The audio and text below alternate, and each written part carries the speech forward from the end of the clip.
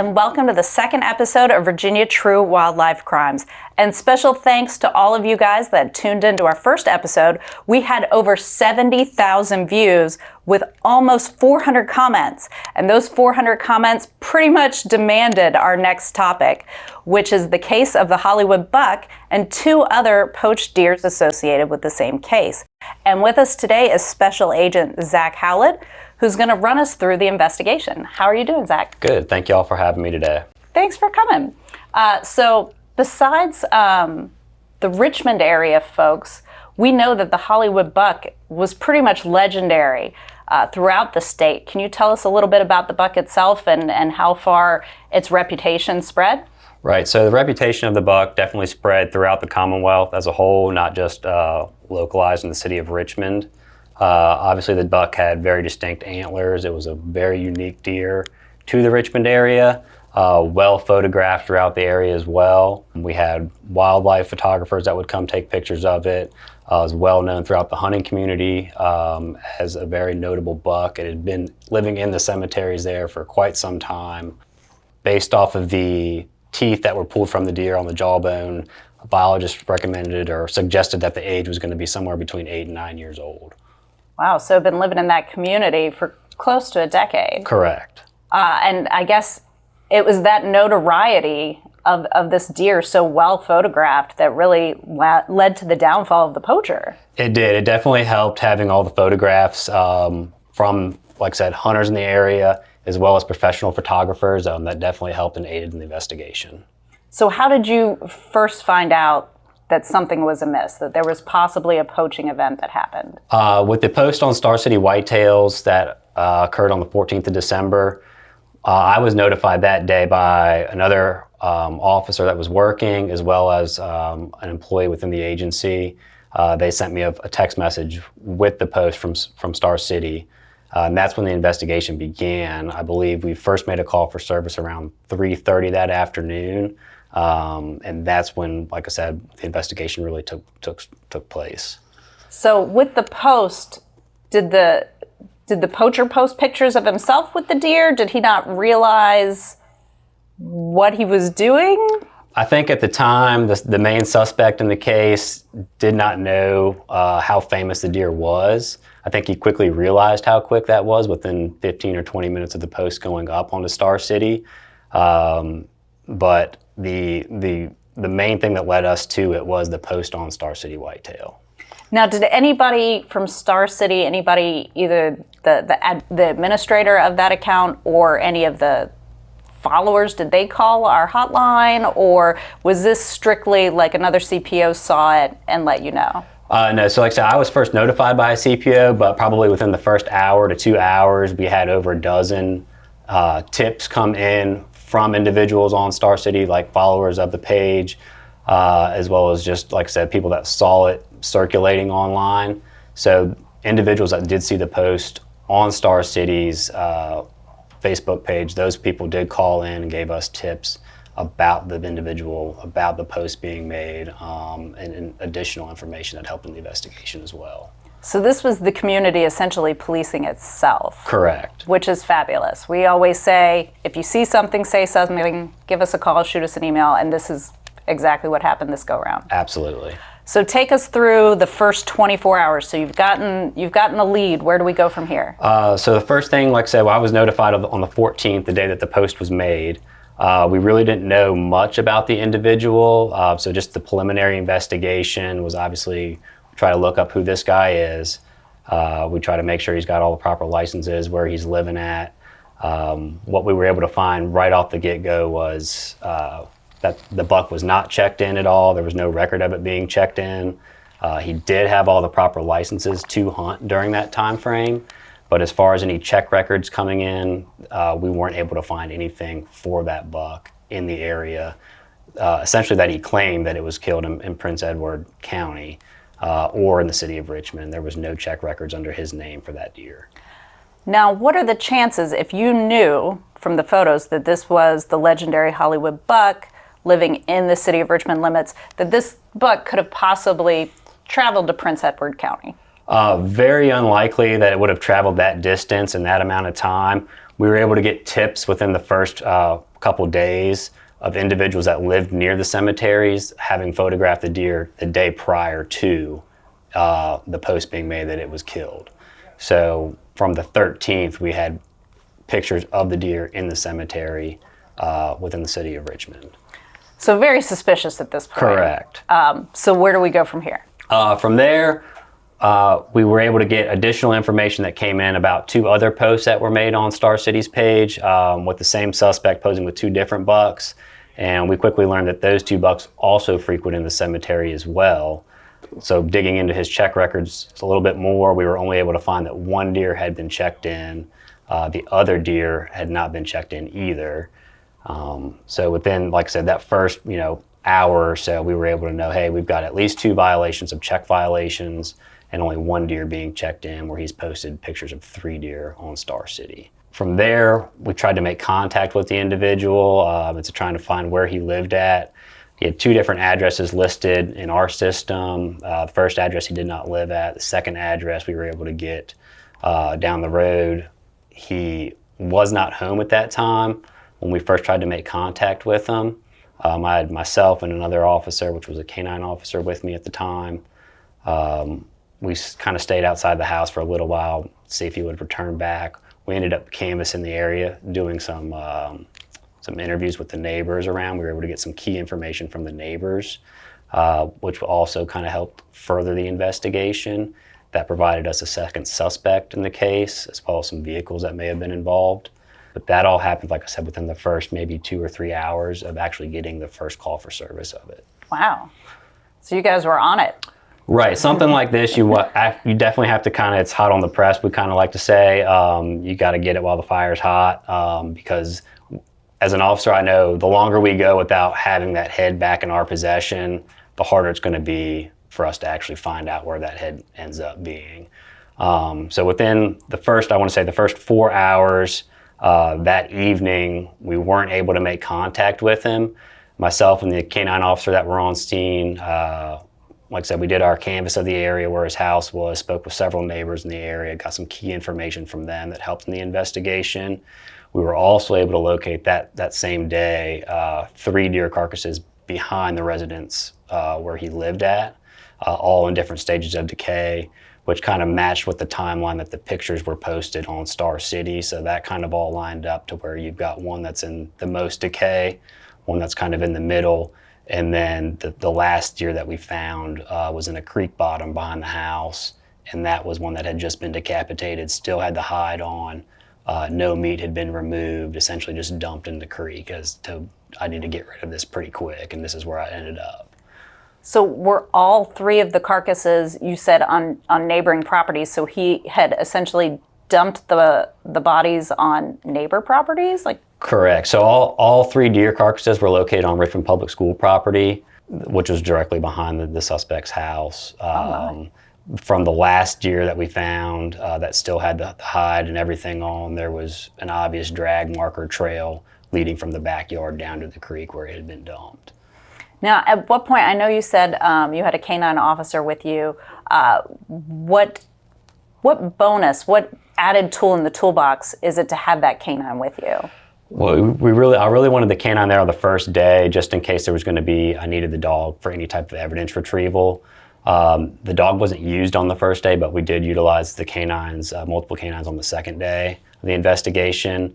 But just to have that dog there, just in case, to recover any type of evidence that would have been needed to further the investigation. It's kind of like a time crunch thing. We needed the canine there, and Officer Brazil was able to come help me that day, and it was, like I said, just having her there along with the dog was a big help. So you said you found 3 carcasses. I assume one of those was the Hollywood buck, but in a state of decay or without the rack, how did you know that was the Hollywood buck? So obviously, as an officer, we have to think of every out that someone can have as a suspect, and we had to prove to say, hey, okay, how is this deer without the antlers, without the head, that of the Hollywood buck?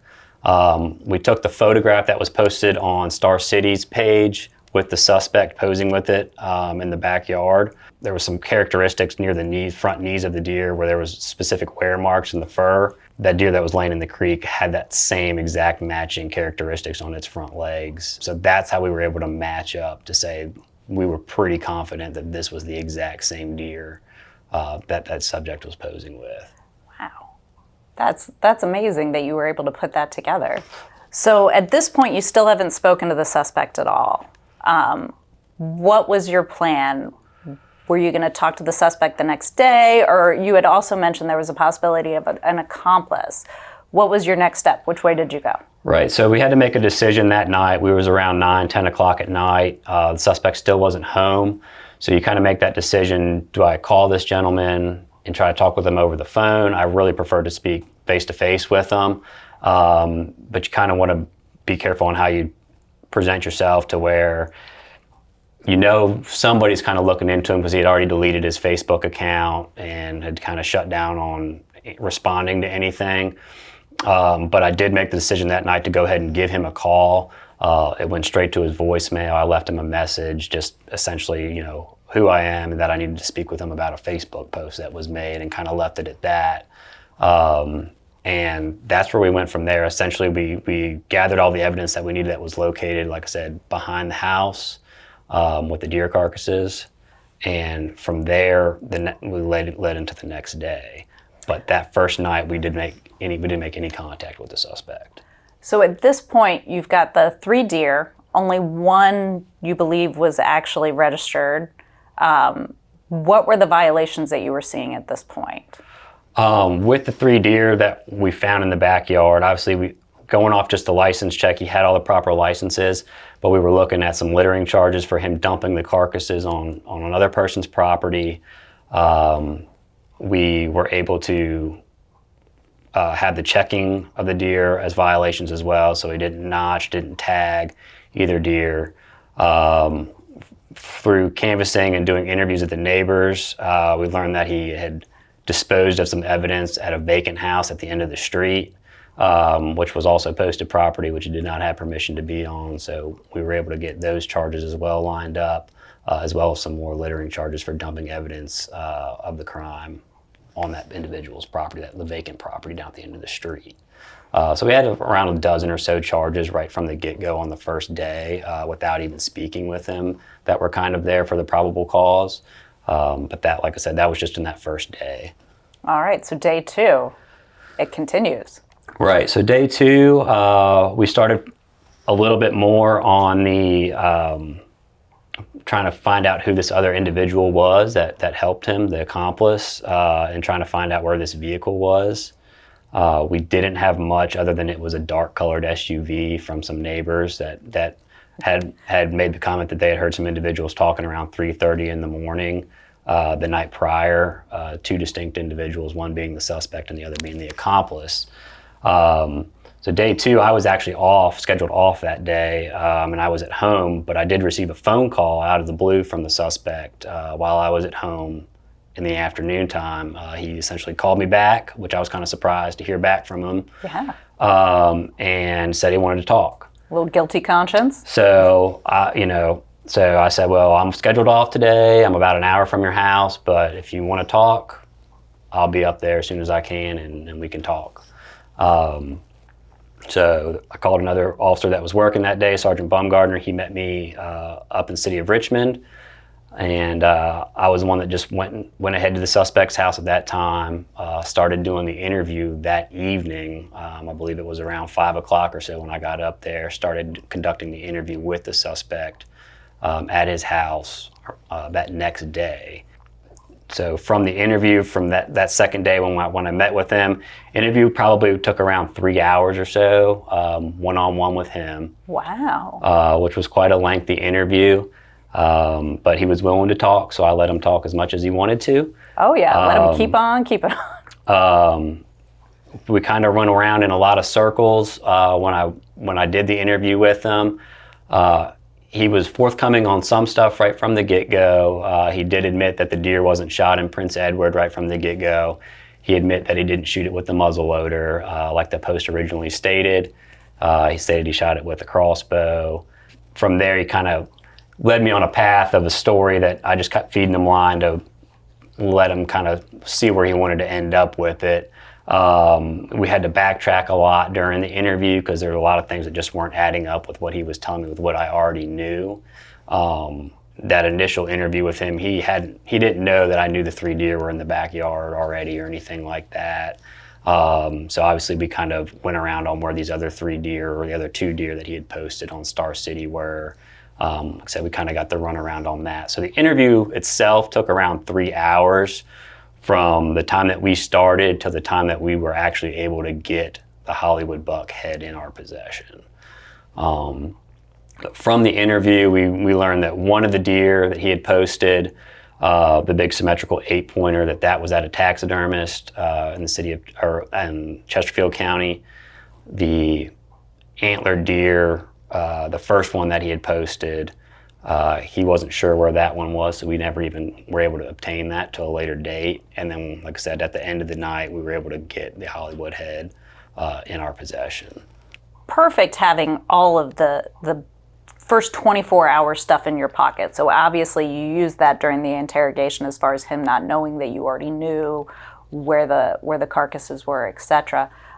So that probably helped a lot in kind of debunking some of what I'm sure was some interesting stories that he was trying to sell to you. Correct. And we knew, driving to his house, there's a lot that goes through your head as to what you need to ask, the right way you need to word things, the way you're going to present the interview. Because obviously the last thing you want is to drive up there and depress him and have him shut down and not tell you anything. Mm-hmm. So that obviously you're trying to think on, okay, how am I going to play this interview with this individual? Obviously he knows the heat's on because we're calling him.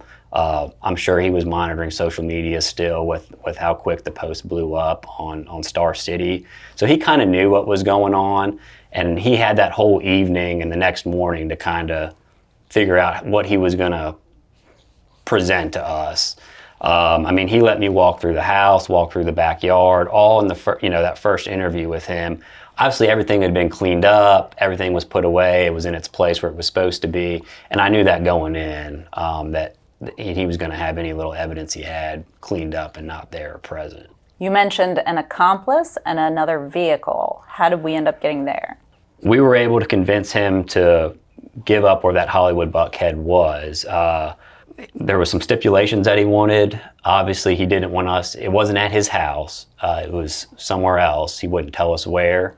He didn't want us to follow him. He was going to bring it back to us, was what he first, presented to us. Obviously, we weren't going to let him leave, and just disappear on us. So we came up with the compromise of, we'll follow you to the street and we'll wait at the end of the street and you can go get it and bring it back to us. So as we start to leave his house, he's in his vehicle, we're in ours. He stops maybe 50 yards from the house and we think, okay, he changed his mind. He's not going to go take us to this deer head. Coincidentally, he gets out of the vehicle and his car ran out of gas. So we said, well, if we can get it to the closest gas station at the end of the street, we'll put some gas money in your car and we'll continue on. How kind of you. After that, we drive about 20 minutes down the road. We stop at a restaurant off of Route, I believe it was Route 360 or Route 1. I can't remember the street name. We stop there. He drives down a dead-end road, and about 10 minutes later, he comes back with the deer head in his vehicle, wrapped up in a big yellow trash bag inside of a big flower pot. So we were able to, like I said, obtain the deer head that night from him. This was around 9 o'clock at night. That next day, how we were able to locate that second suspect was, obviously we went down to that dead-end street. Lo and behold, the last house, there's a dark-colored SUV sitting there. We do a knock and talk. That resident admits to knowing who the suspect was.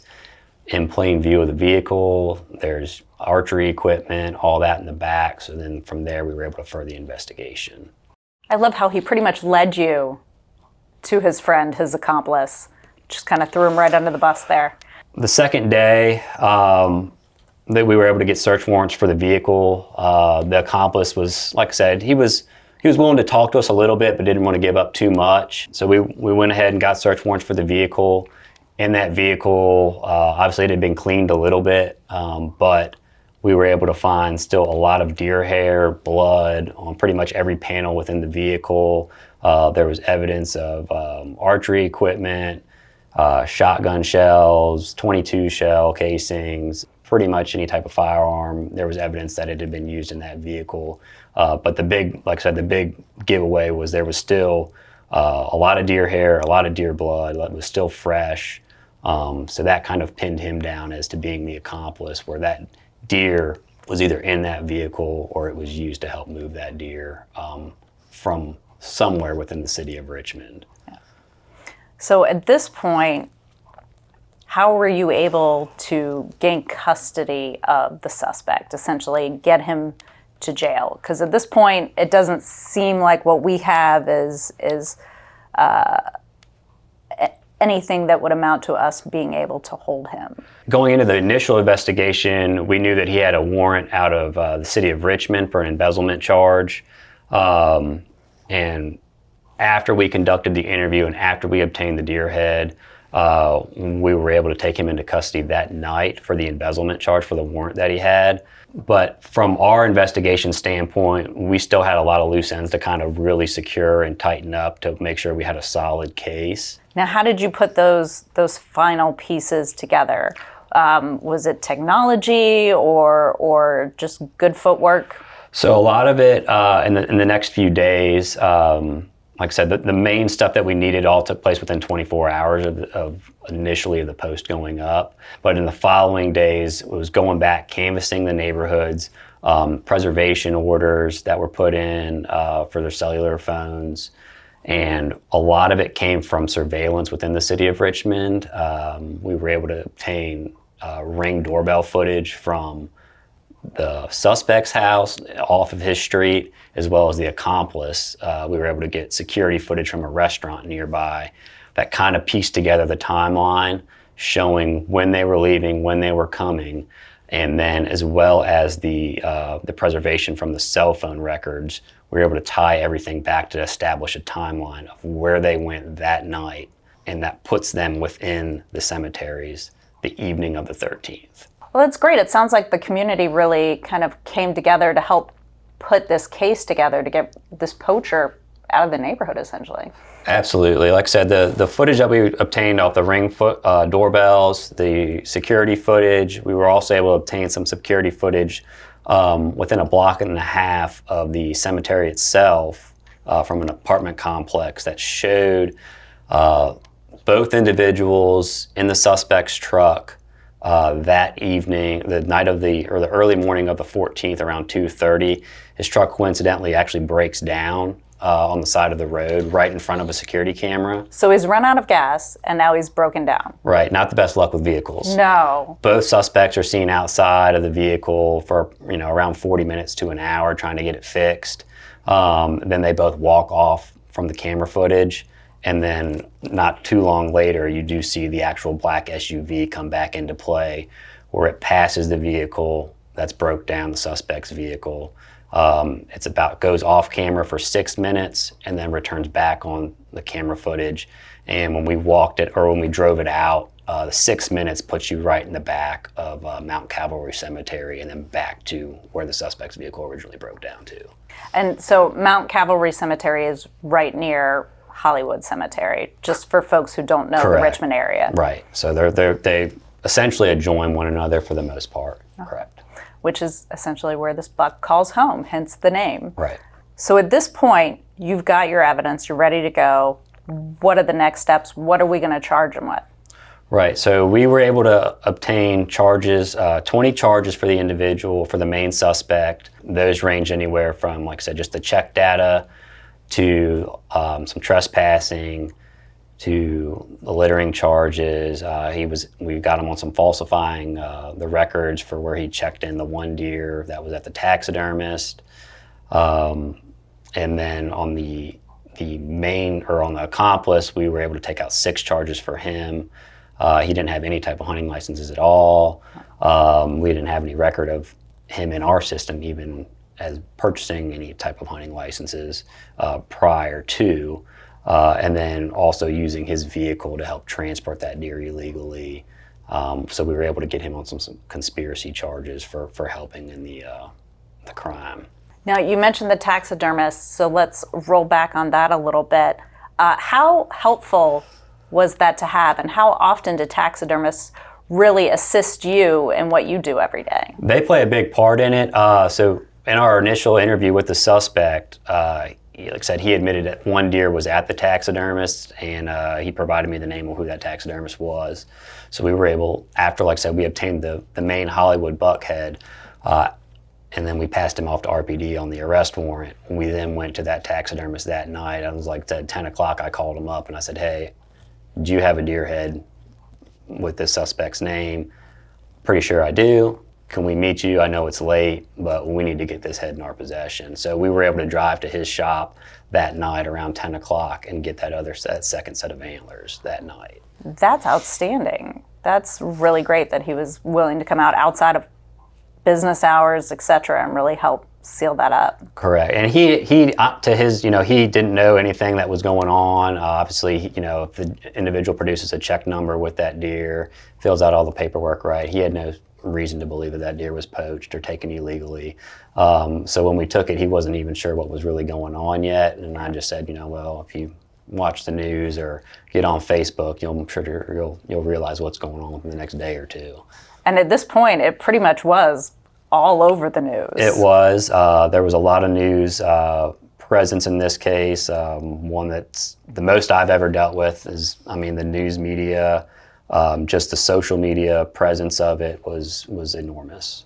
Well, when you've got an urban area, the capital city of a state, and a legendary animal that people enjoy seeing, outside of the hunting community, etc., that's something that if they're walking, and for folks that don't know in the Richmond area, the Hollywood Cemetery, folks walk through it. It can be construed as almost a hiking trail. It's got some very famous folks that have been buried there, and it's a huge historic tourist attraction. So many people have seen this deer. So the media was definitely on it. Correct. So you've charged him. Right. So we had the 20 charges for him, and then 6 charges for the other individual that was involved. We took out charges, like I said, it took about a month to finally get everything wrapped up and buttoned up. We had to meet with the CA of Richmond to go over the case to make sure they were fine with what we had charge-wise. But when all the charges were taken out, they were all served by Richmond PD. He was at his residence. Everything that we had, like I said, there was some Class 1 misdemeanors in there. There was a lot of Class 3 misdemeanors. Everything was on permitted warrants, so he wasn't going to be going to jail or anything like that when he got it. It was basically, these are your charges, this is when your court date is. But like I said, he wasn't arrested or anything like that and taken in that night when he was served all of his 20 charges. Gotcha. Well, he got it eventually. Right. As far as with the Commonwealth's attorney, do you know if they've ever prosecuted any type of wildlife crime? Both CAs that worked the case that were involved in it, this was their first big wildlife crime that they have ever worked, and they did an outstanding job as far as reaching out to us, letting us, providing us anything that we needed for the case. They were a huge help with that, and they were willing, like I said, to work with whatever we needed to make sure that this guy was prosecuted. They did an outstanding job on it. Now, as far as the CA and the taxidermist, obviously you guys need partners out there in the field. The community stepped up. Who else was our partner out there in making sure that this poacher was prosecuted? Right, so it wasn't just the Department of Wildlife Resources that played a role in this. We had to reach out to a lot of the localities and some state agencies. So we had New Kent County Sheriff's Office also helped in the case, City of Richmond Police Department, Henrico Police Department, Chesterfield County PD. We also had some work done that the ATF actually helped out in some of the case as well on some of the phone preservation data. And then we also had James River Park System also help out with some identifying investigative leads as well. So really a team effort. Yes, it was. So charged, now we're heading to court. Right, so he was charged, court date was set out a little ways. We kind of established what we wanted with the CA as far as a punishment and penalty. And the CA, like I said, they worked with his counsel that he got as far as writing up what the plea agreement would be, which is ultimately what we wanted. We really didn't want to actually have to go to trial. It would have been extremely drawn out and long. We would have had to call essentially everybody in as a witness that we dealt with, any camera footage that we obtained, all the statements that we were able to use, the photographs from the photographers, anybody that had any play in it would have had to come and testify as a witness. And that would have been extremely long, extremely drawn out. So we were really happy that we were able to strike a plea deal. And essentially everything that we asked for, we were able to obtain in that plea. So you had 20 charges against the main suspect. Correct. And then 6 against the accomplice. Correct.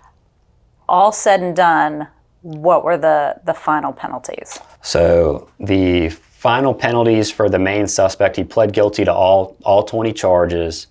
The big thing that we were able to get was replacement costs on all 3 deer, which totaled around $11,000 in replacement costs for the deer. And then we were also able to suspend his hunting privileges for 100 years. We suspended 76 of those, so it was an active 24 years of current license revocation. And then on the accomplice, we were able to suspend his hunting privileges for 30 years. 6 were active, the rest were suspended. And then, like I said, each individual also had, like I said, their fines associated with each charge. And when you talk about hunting privileges, what exactly does the word privileges mean? I can go buy a hunting license, but you didn't say hunting license. There's a lot of misconception as if we just suspend someone's hunting privileges that they can't go buy a hunting license and they can't hunt on private property or at the hunt club. When we suspend a privilege, it means that even if they're in a license exempt hunter, they still don't have the privilege to hunt. So they wouldn't be able to hunt at all, even if they were a license exempt hunter. So if he owned, say, 20 acres, he wouldn't be able to hunt on his own property? Correct. So he wouldn't be able to hunt on his own property or family property for the next 24 years. Wow.